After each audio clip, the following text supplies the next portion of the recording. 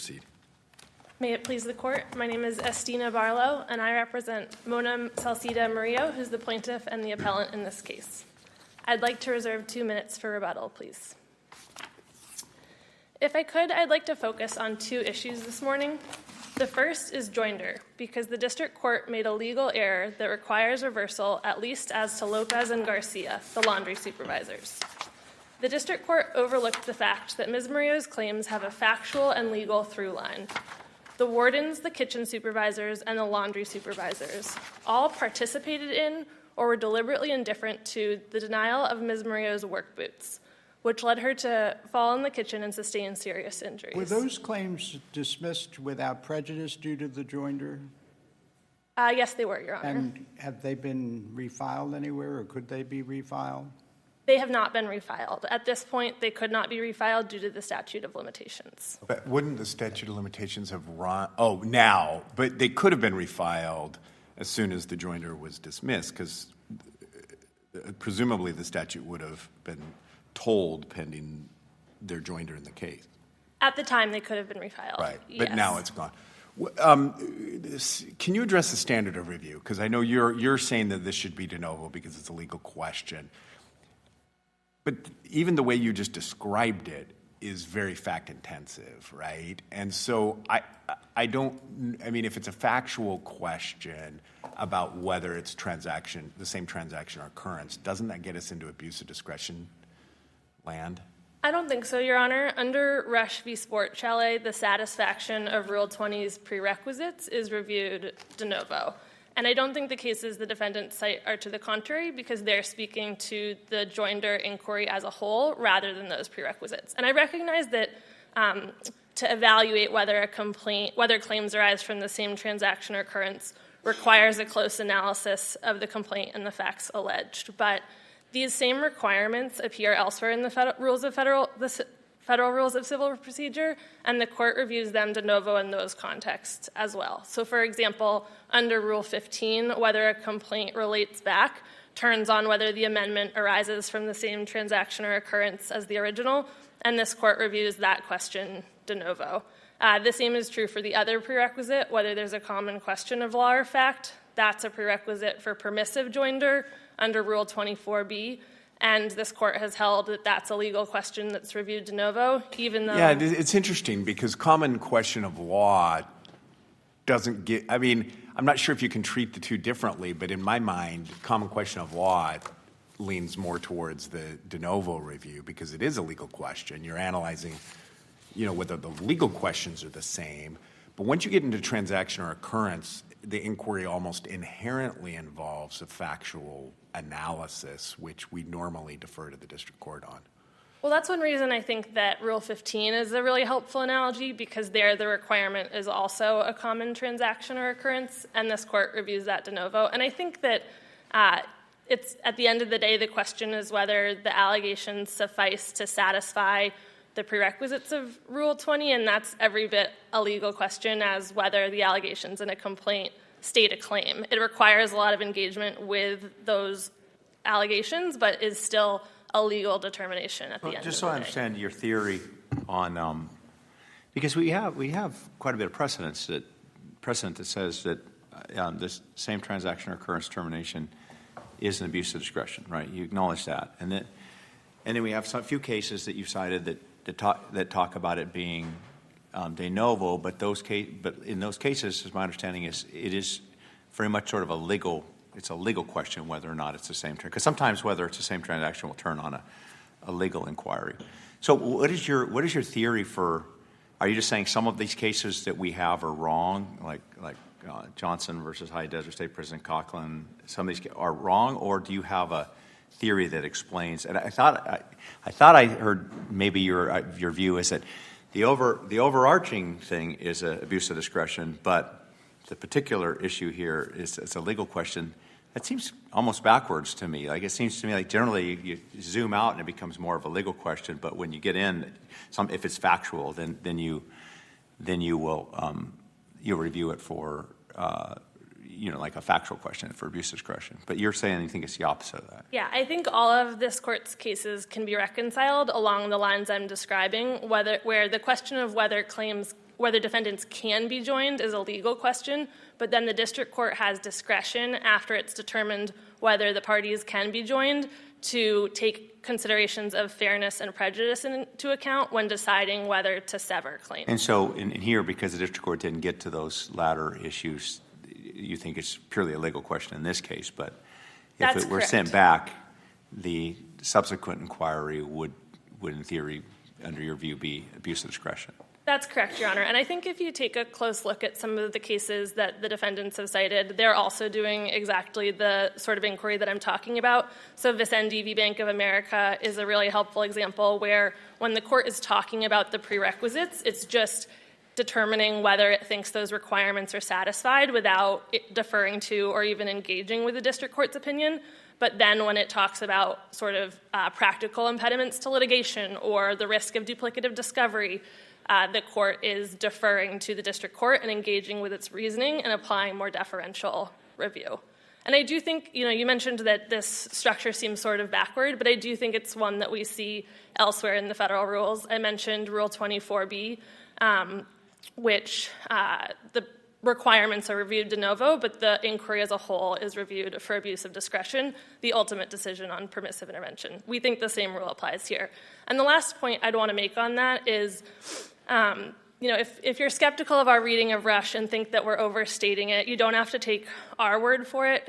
We didn't cite this case in our briefs, and I apologize for that, but the Seventh Circuit has read Rush the same way in a case called Dorsey v. Varga. That's at 55 F. 4th, 1094. And that court, like Rush, held that the prerequisites of Rule 20 are reviewed de novo, even though the overall inquiry is reviewed for abuse of discretion. I'd like to spend just a minute talking about exhaustion, if that's all right. There's one argument that we think...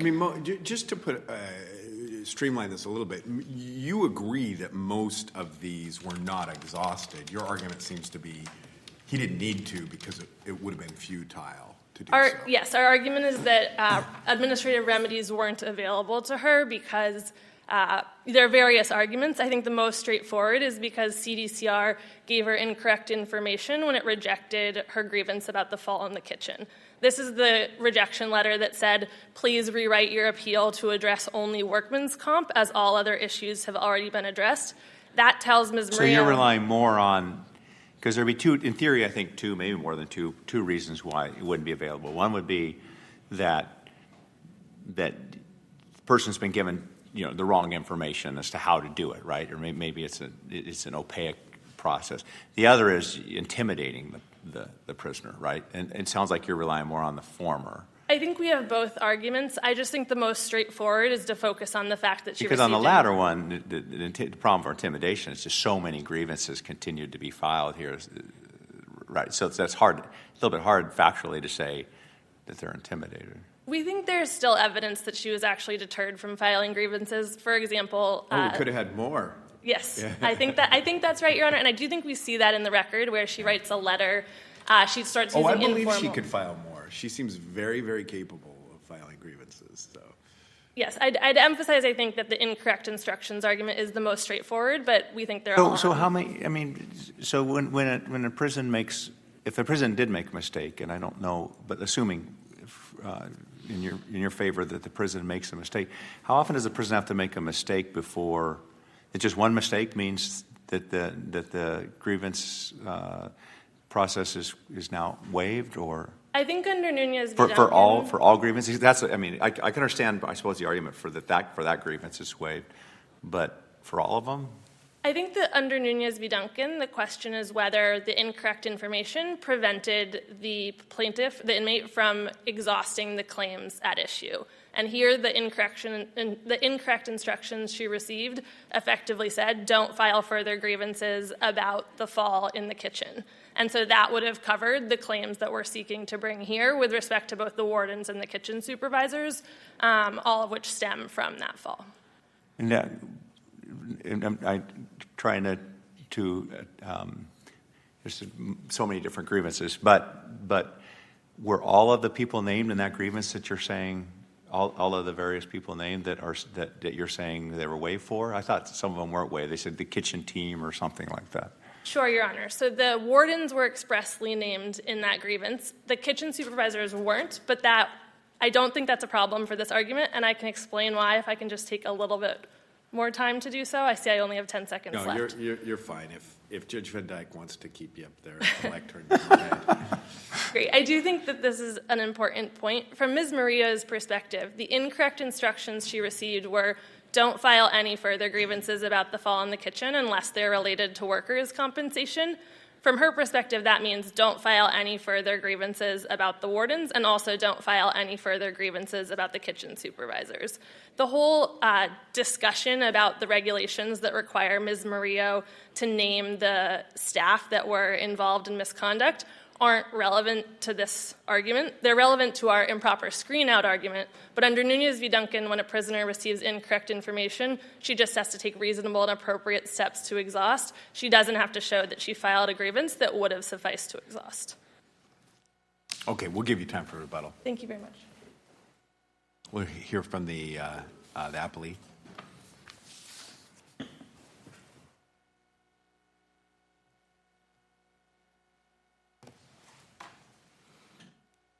Good morning, Your Honors. Deputy Attorney General George Morris on behalf of the police. I'll start with joinder, since that's what my friend on the other side started with. The standard of review should be abuse of discretion. I know that counsel here had said that Rush states that it's a de novo review, but I think that was an oversimplified stating of the standard, because in the Rush case, it was just a legal conclusion that was being addressed there. So the question in Rush was the landlord and the tenant jointly and severally liable, so that they had to be joined together as a party? Now, that is a legal question, and so that's what Rush addressed. But as Judge Van Dyke noted in Johnson v. High Desert, this court said that the standard of review is abuse of discretion, but you look at any underlying legal conclusions de novo. But here, this is a factual, intensive inquiry, and it's joinder under 20, which is permissive joinder. So this is a may join these parties. I can't think of a more analysis that's more fact-intensive and deserves scrutiny than trying to figure out, with 20 different defendants and 7 different claims over a large period of time, that the court has to be able to use its discretion to determine whether or not these facts are related. And I think that that's what the court here did, and I think Judge Seaborg did not abuse his discretion in looking at all of these different claims against all of these different defendants and deciding which was proper under Coughlin. I mean, that seems to be your best argument, because when you start parsing it out, you can definitely see why you could come to a different conclusion. I mean, there is definitely some overlap here.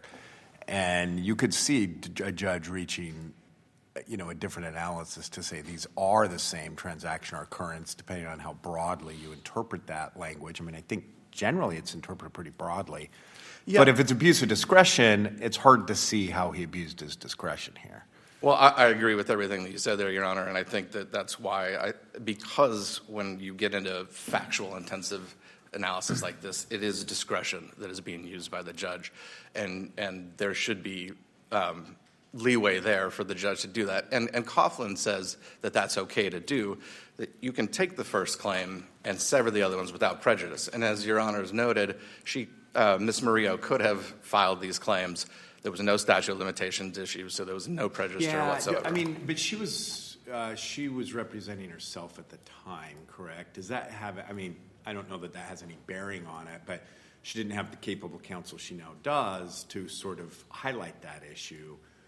Well, Your Honor, I understand that pro se's, the pleadings are construed more liberally, but they are still required to follow the federal rules of procedure and follow the instructions by the judge. And so she could have refiled and did not. And again, there was no prejudice because at the time there was no statute of limitations issue. So moving on to the exhaustion issue, and as Your Honors again also noted, there are a lot of different grievances, but it really is pretty simple because there's 4 defendants in this case, and she did not exhaust for any of them. The Officer Lepe, there was 1 grievance against her. Well, so it seems to be clear, I think there's agreement that she didn't exhaust. The question is, was she, I guess there's really two questions. Was she told precisely why they were being denied? Was it being denied properly? And then I guess there's, in theory, this intimidation point too. Right. Okay. So there's one grievance in which Ms. Murillo says, I wasn't really provided proper instructions, but that is belied by the record, which there's two different letters from the third level review that says if you disagree with the amended response, you must appeal to the third level. Those instructions were clear and unambiguous. This is the one that went up to the third level, got bounced back to the second level. Correct, Your Honor. There's possibly some ambiguity in the grievance itself, but there was also a letter attached to it. Is that what I'm? That's correct, Your Honor. And your so position is that it's clear enough from the letter, even if the grievance itself it was ambiguous, as they're saying, it's clear enough from the letter that you need to continue on with this if you. correct, Your Honor. Yes. But as I understood, counsel was. Is this the same grievance where counsel was basically? It's a different grievance. Counsel's talking about saying that you need to basically split these claims have already been addressed. So that's a different one. Is that right? That is. That's the one that was rejected. That's the one. And it seemed to me that's where they were putting most of their emphasis this morning, at least, was that those rejections because the prison kept saying you need to get rid of some of these and trim it down. That I guess that they're too confusing. I guess I think that's their argument. I think it's something to that effect. Yeah. So the grievances against Castillo and Lepp, those are. I think there's no issues with those, and I didn't hear counsel say anything about that. The only one that they focused on was this one grievance that The rejected grievance. The rejected grievance, and I think it's for having too many issues. Correct. Some of the issues of which the prison was taking the position that you've already grievance that in a prior grievance. Correct. Yes. So in that grievance, I think the one important part about the whole thing, though, is that grievance really doesn't have any bearing on the case as it stands right now, because even though that grievance named the wardens, it didn't grieve the claim that's actually live in this case right now, which is Claim 1, and that claim is about workplace harassment, and the grievance against that got screened out that named the wardens did not cover that issue. So even if we talk about like what that grievance, what happened with that grievance, it still doesn't cover the wardens, and it still doesn't really have any bearing on the Claim 1, which is at issue right now. But that grievance was actually properly screened out. There was no doubt that there were at least two issues that were being grieved. One was about work boots, and one was about receiving workers' compensation documents. And those are two separate issues, and they require two separate inquiries. So the screen out there was proper. Now, the question is, when they said, the grievance reviewer said, you have already grieved the issue of work boots, only include the workers' compensation issue, that was not error either, because it sounds like they're reading that as saying they're almost reading that to say you've grieved the work boots issue and you have completed the grievance. But they're is just not what saying happened. you've grieved it. If that grievance about work boots has got its own problems, Yes, and that grievance about work boots, at the time, she had submitted it, but it was not resolved. And so really you look at from the perspective of the reviewer, they see within the 3-week time period, one grievance about the laundry supervisor and said he hasn't provided me work boots, and then pretty much the exact same grievance 3 weeks later, except she just added in that like she slipped and fell as a result. So it was proper to say this issue against the laundry supervisor about work boots, you've already grieved that, so you don't need to include that anymore. You can separate out the workers' compensation claims, and that was permissible under the regulations, and I think that that's something that the grievance reviewer had the ability to do because, again, reading it on its face, those two grievances were the same. So there was no improper screen out in that regard. And then, again, if we talk about the overall arching problem of intimidation, I think Your Honors hit it on the head when you said that she continued to file grievances. There was no intimidation that deterred her from filing over the grievances. Now, she one might of their say, arguments was that you don't actually have to be deterred? Haven't they argued that you don't have to actually be deterred? So for this issue, the In the reply brief, they said actual deterrence is not what the case law requires. well, I think that I think it's McBride that said that they have to actually so it's I don't know if the terms McBride are, relies on the 11th Circuit. The 11th Circuit clearly said that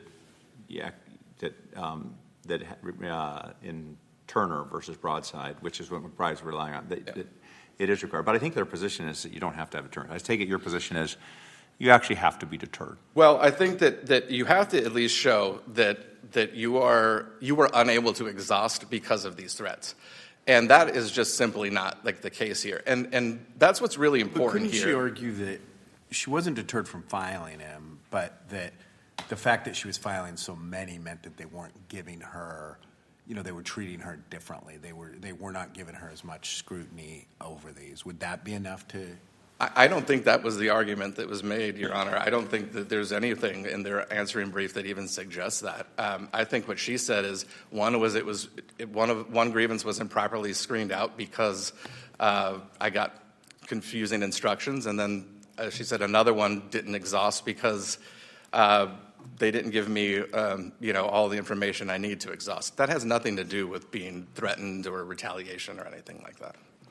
So the reasons for her failure to exhaust are not related to retaliation. So it looks like I'm out of time, but in summation, I would just say, Your Honors, that the district court properly granted summary judgment, and that should be affirmed, and properly severed the claims in the joinder order, and that also should be affirmed. Okay, thank you. Thank you. Thank you. We'll give you 2 minutes for rebuttal.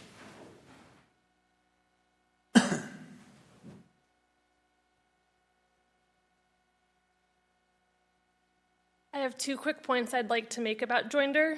First, I disagree with the defendant's description of Rush, and I think if you take a look at the district court decision in that case, as against the Ninth Circuit decision in that case, they weren't disagreeing about a question about the ADA. They were disagreeing about whether an allegation of a landlord-tenant relationship rose to the level of the same transaction or occurrence. The other thing I'd just like to flag for Your Honors on the joinder issue is that to the extent you're concerned, you think it's maybe understandable that the district court missed some of these allegations and the through line. Ms. Murillo did highlight them in a motion for reconsideration to the district court, and so I'd encourage you to take a look at ECF number 12 if that's a concern. Regarding exhaustion, I just want to clarify the argument that I'm emphasizing today, even though we're not conceding the other arguments in the brief. You're right, Your Honor, that I was just talking about the grievance about her fall in the kitchen, which is a different grievance from the one that went back and forth between the different levels of review. This is the one that was rejected. Yes, and I think that looking at the language on ER 141 helps reveal why the instructions were incorrect. The CDCR told her, please rewrite the appeal to address only workers' compensation, as all other issues have already been addressed.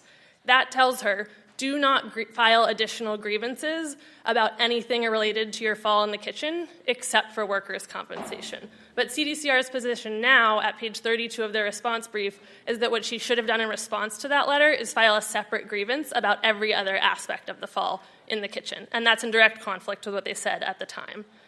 I also want to emphasize quickly that this is a separate argument from our argument that the claim was improperly screened out. Even if they had been right and correctly screened the grievance out for involving multiple issues, they can't give her incorrect instructions in the rejection letter. If there's nothing else, we'd ask the court to reverse. Okay, thank you. Thank you to both counsel for your arguments in the case, and thank you for your pro bono representation. It's very helpful to the court. The case is now submitted.